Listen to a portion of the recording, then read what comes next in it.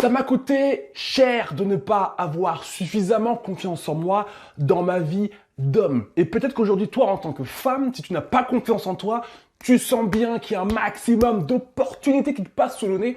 Donc, on va voir dans cette vidéo ensemble 4 points que tu vas devoir, ma chère femme 5 étoiles, mettre en application dès maintenant dans ta vie pour te faire respecter, pour avoir confiance en toi et pour trouver ta place dans ce fucking monde générique.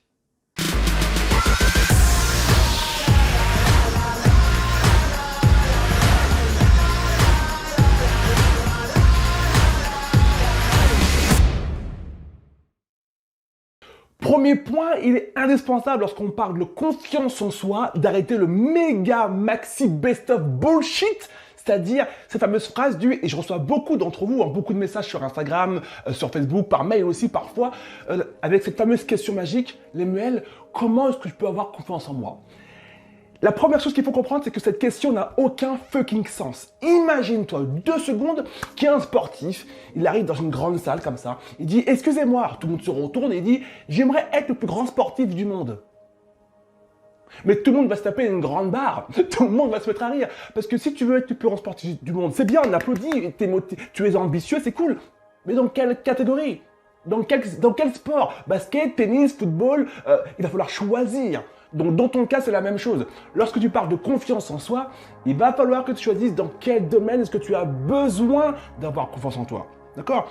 Donc, aujourd'hui, lorsqu'on parle de confiance en soi, on a l'impression que c'est quelque chose qu'on peut appliquer à tout, dans n'importe quel domaine, et que dans tous les domaines, boum, en un instant, tu vas avoir confiance en toi. Non, il va falloir que tu choisisses dans quel domaine. Peut-être que tu as besoin d'avoir confiance en toi pour parler sur scène. Tu n'es pas à l'aise, tu n'as pas confiance en toi.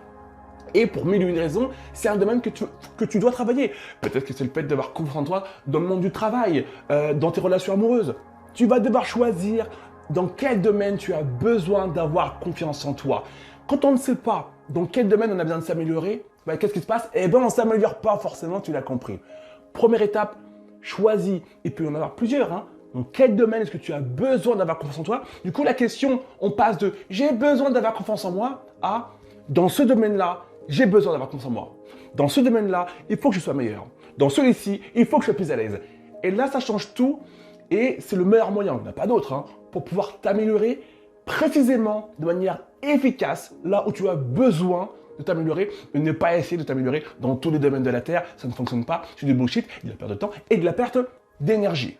Deuxième point, tu vas devoir accepter forcément que de devenir une nouvelle personne et que la plupart des gens qui vont t'entourer, pendant que tu seras en mode transformation, lorsque tu feras des efforts au quotidien pour devenir cette autre personne, tu vas devoir accepter que les autres personnes ne te reconnaissent pas, ne comprennent pas ce que tu fais.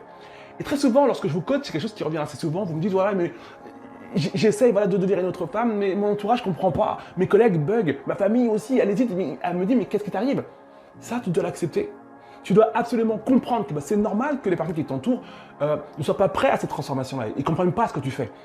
D'ailleurs, lorsqu'on parle de développement personnel, parce que ça en est, c'est personnel. C'est pas du développement de groupe, c'est un développement qui te concerne toi. Donc forcément, quand toi, en tant que femme, tu te développes pour devenir enfin toi-même, d'accord ?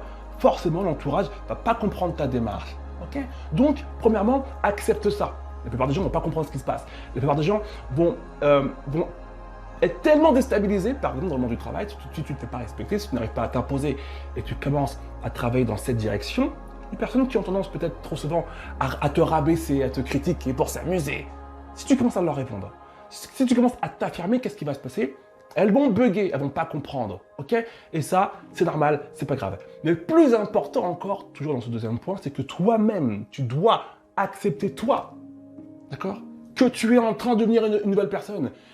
Tellement de fois, j'entends des élèves à moi, des coachés à moi qui me disent « Oui, mais Lemuel, j'essaie de changer au quotidien, mais je suis tellement pas à l'aise avec cette nouvelle version de moi-même. » C'est normal, ma chère chérie, de ne pas être à l'aise avec la nouvelle version de toi-même, parce qu'elle est nouvelle.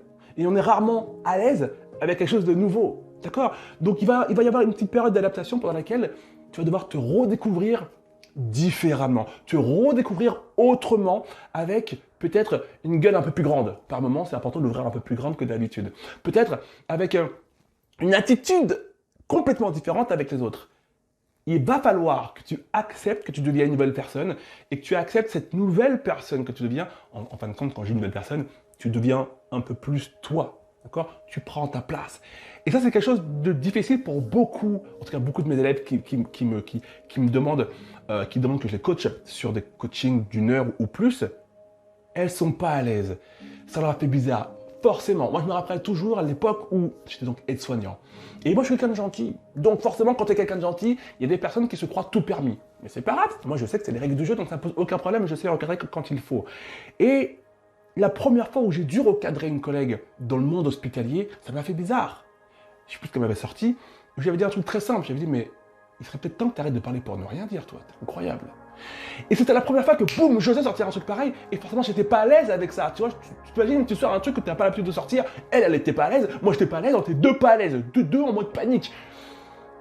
Et moi, c'était cool. C'était cool. Et j'ai dû m'habituer à ce nouveau Lemuel qui ose, à partir de maintenant, lorsque j'avais une collègue qui prenait un peu trop la confiance, boum, recadrage. Et progressivement, tu vas t'habituer à la nouvelle version de toi-même, t'habituer enfin à être toi-même. Ok? Troisième point, tout aussi important, si tu veux avoir confiance en toi, si tu veux trouver ta place dans ce monde, si tu veux qu'on te respecte dans ce monde, tu n'as pas le choix. Tu vas devoir cesser de fuir les fucking conflits. L'une des erreurs que font toutes les femmes qui veulent absolument avoir confiance en elles, c'est de chercher absolument à fuir les conflits. Non, mais même si je fais ça, je vais créer une embrouille. Ouais, tu vas créer une fucking embrouille, et tant mieux. Ça va permettre à ceux qui t'entourent de comprendre que là, il faut arrêter de te faire chier. Ça va permettre à ceux qui t'entourent de comprendre que, ok, là, cette nana, avant, je pouvais la rabaisser, maintenant, elle refuse. Avant, je pouvais la critiquer un petit peu, elle refuse. Avant, je pouvais lui mettre des petites coups de pompe verbales, et maintenant, c'est plus possible. Tu dois cesser de fuir le conflit. Le conflit n'a jamais tué personne, et tu dois passer par là. Exemple très simple. Regarde, si tu es salarié, toutes tes collègues qui ont des grandes gueules, qui se font respecter, qui font un peu les leaders, ces femmes-là ne sont-elles pas de temps en temps en conflit avec d'autres? Évidemment que si. Et c'est dans ces moments-là où tu t'affirmes. C'est dans ces moments-là où tu dis j'existe, j'ai des idées, je suis une personne, je suis quelqu'un. Donc forcément, être quelqu'un, ça veut dire avoir des idées et ne pas se faire écraser si on n'a pas envie de se faire écraser. Ça veut dire se faire respecter. Et donc, lorsque tu fuis les conflits, qu'est-ce que tu fais? Eh bien, c'est comme si tu veux rentrer dans une salle, d'accord? Et au moment de rentrer dans la pièce, tu es en mode, qu'est-ce que je fais? Je mets la clé dans la serrure ou pas? Tu n'as pas le choix. Si la porte est fermée à clé, il va falloir que tu mettes cette putain de clé dans cette putain de serrure pour pouvoir rentrer dans cette pièce. Donc, si tu ne fais pas cette action-là, tu ne rentreras pas dans la pièce. Se faire respecter au quotidien, c'est la même chose. Si tu refuses d'être par moment en conflit avec des personnes, jamais à aucun moment tu pourras imposer qui tu es. Et se faire respecter et trouver sa place dans ce monde, à un moment donné, c'est forcément toi qui décides d'imposer qui tu es. Si tu ne le fais pas, c'est mort. Et c'est ce qu'on va voir ensemble dans cette vidéo qui est gratuite, comment se faire respecter, comment avoir confiance en soi. Tu as le lien sous la vidéo au-dessus, tu la trouveras. Quatrième point, très important, mes chères femmes sexuelles, mes chers chéris. Se faire respecter, avoir confiance en soi, ce n'est pas uniquement parler fort. Dans le monde des femmes, dans le monde féminin, ça c'est une vérité. Et beaucoup de femmes qui se font respecter, ce sont des femmes qui parlent fort. Dans le monde du travail, on voit beaucoup. Alors moi, j'ai été aide-soignant pendant 5 ans. Donc, j'en ai vu des nanas qui parlent fort, qui font du spectacle. Et en fait, ces femmes-là ne se font pas respecter. Elles sont juste craintes. Okay? Donc, toi, en tant que femme, ne te dis jamais, pour m'affirmer, pour trouver ma place dans ce monde, je dois parler fort et faire comme tout le monde. Non, si tu es quelqu'un d'introverti et de posé, tu n'as pas besoin de parler fort pour te faire respecter. Tu ne dois pas parler fort. Tu dois te parler mieux. Je le refais. Tu ne dois pas parler fort aux autres. Tu dois te parler mieux à toi. Parce que se faire respecter aux autres des autres, s'imposer, trouver sa place, c'est quoi en fin de compte? C'est réussir soi-même à y croire.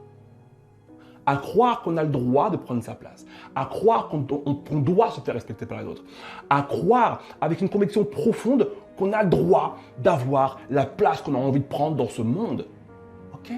Si tu ne crois pas ça, si tu n'es pas convaincu que tu mérites d'avoir ça, dans ton attitude, ça va se ressentir. Dans ton attitude, on va sentir que tu as encore un petit tragique qui n'ose pas trop s'affirmer. Et dans ce cas-là, forcément, tu fais le travail inverse et tu détruis tes efforts. Okay? Donc, ne cherche pas à parler fort pour te faire respecter. pour pour trouver ta place, pour montrer que tu es concentré aux autres, mais prends l'habitude de te parler mieux à toi. C'est-à-dire, au lieu de te dire au quotidien, oui, mais non, je ne serai pas capable, dis-toi plutôt, ouais, ça me fait flipper.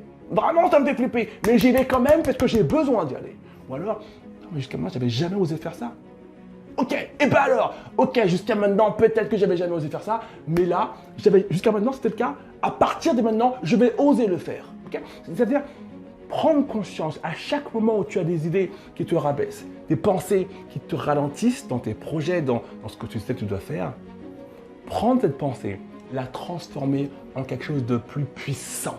Avoir des pensées au quotidien beaucoup plus puissantes, qui te tirent vers le haut, qui te font du bien, qui font remonter ton niveau d'énergie. D'accord? Et ça, il n'y a aucun rapport avec les autres. C'est que toi, avec toi-même, comment tu te parles au quotidien, qu'est-ce que tu te dis au quotidien. Donc si tu te dis, je suis puissante, je suis capable, j'ai le droit, dans ton comportement, tu vas dégager quelque chose de complètement différemment qu'une autre femme qui, au quotidien, passe son temps à dire j'ai pas le droit, ça pique, je sais pas, est-ce que je suis capable? La différence, elle est énorme. Okay, donc, ne cherche pas à parler fort aux autres pour te faire respecter. Parle-toi à toi beaucoup mieux. Okay. On a vu 4 points dans cette vidéo. Tout ce que je te demande aujourd'hui, c'est d'appliquer à partir de maintenant ces petits conseils très simples, mais hyper efficaces. Si tu as besoin d'être accompagné pour appliquer concrètement tous ces points-là, plus beaucoup d'autres, dans ta vie, j'ai une vidéo qui est gratuite, elle est pour toi, elle est sous cette vidéo où tu vas la trouver, qui va t'apprendre à avoir confiance en toi, à trouver ta place dans ce monde et à arrêter de subir les autres. Prends grand soin de toi si tu as aimé cette vidéo, tu me mets un pouce vers le haut, tu me mets un beau petit commentaire, tu la partages aussi autour de toi, je te fais des gros bisous, tchuss.